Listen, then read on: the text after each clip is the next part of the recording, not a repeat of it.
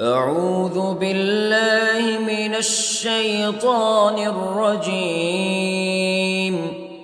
بسم الله الرحمن الرحيم. الرحمن علم القرآن خلق الإنسان علمه البيان. الشمس والقمر بحسبان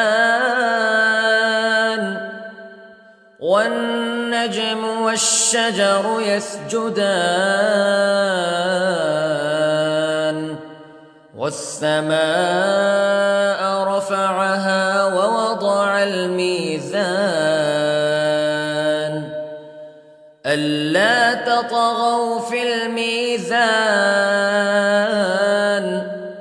وأقيموا الوزن بالقسط ولا تخسروا الميزان. والأرض وضعها للأنام فيها فاكهة والنخل ذات الأكمام والحب ذو العصف والريحان فبأي آلاء ربكما تكذبان. خلق الإنسان من صلصال كالفخار وخلق الجان من مارج من نار فبأي آلاء ربكما تكذبان. رب المشرقين ورب المغربين فبأي آلاء ربكما تكذبان. مرج البحرين يلتقيان بينهما برزخ لا يبغيان فبأي آلاء ربكما تكذبان. يخرج منهما اللؤلؤ والمرجان فبأي آلاء ربكما تكذبان. وله الجوار المنشآت في البحر كالأعلام فبأي آلاء ربكما تكذبان. كل من عليها فان ويبقى وجه ربك ذو الجلال والإكرام فبأي آلاء ربكما تكذبان.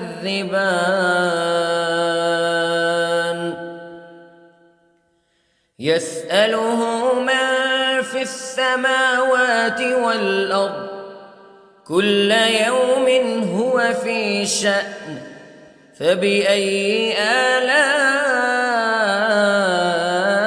ربكما تكذبان. سنفرغ لكم أيها الثقلان فبأي آلاء ربكما تكذبان.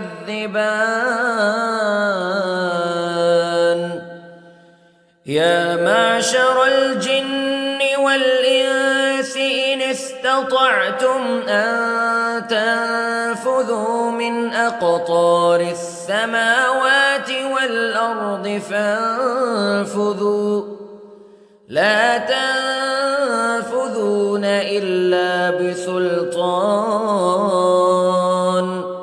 فبأي آلاء ربكما تكذبان يرسل عليكما شواظ من نار ونحاس فلا تنتصران فبأي آلاء ربكما تكذبان فإذا انشقت السماء فكانت وردة كالدهان فبأي آلاء ربكما تكذبان فيومئذ لا يسأل عن ذنبه إنس ولا جان فبأي آلاء ربكما تكذبان يعرف المجرمون بسيماهم فيؤخذ بالنواصي والأقدام فبأي آلاء ربكما تكذبان هذه جهنم التي يكذب بها المجرمون يطوفون بينها وبين حميم آن فبأي آلاء ربكما تكذبان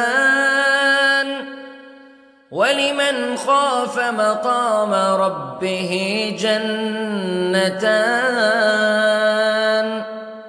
فبأي آلاء ربكما تكذبان ذواتا أفنان فبأي آلاء ربكما تكذبان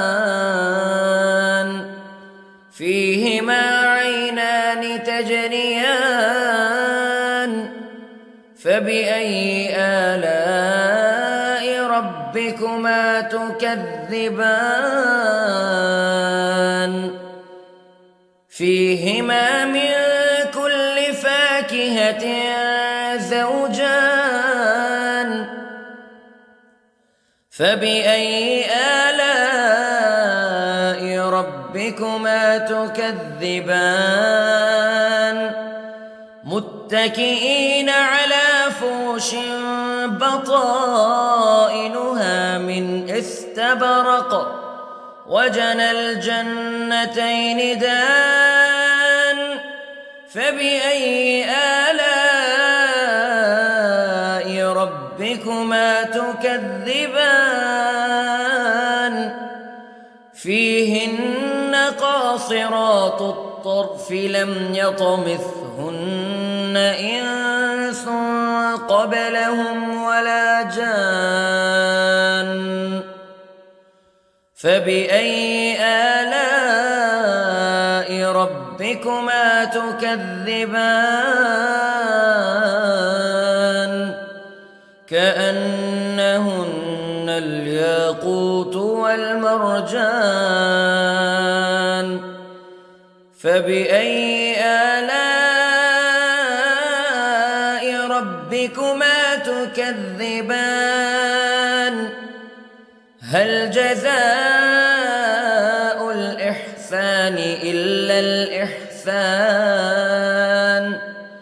فبأي آلاء ربكما تكذبان ومن دونهما جنتان فبأي آلاء ربكما تكذبان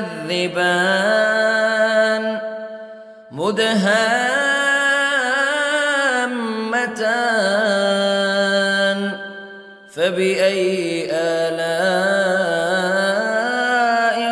ربكما تكذبان فيهما عينان نضاختان فبأي آلاء ربكما تكذبان فيهما فاكهة ونخل ورمان فبأي آلاء ربكما تكذبان فيهن خيرات حسان فبأي آلاء ربكما تكذبان حور مقصورات في الخيام فبأي آلاء ربكما تكذبان لم يطمثهن إنس قبلهم ولا جان فبأي آلاء ربكما تكذبان متكئين على رفرف خضر وعبقري حسان فبأي آلاء ربكما تكذبان تبارك اسم ربك ذي الجلال والإكرام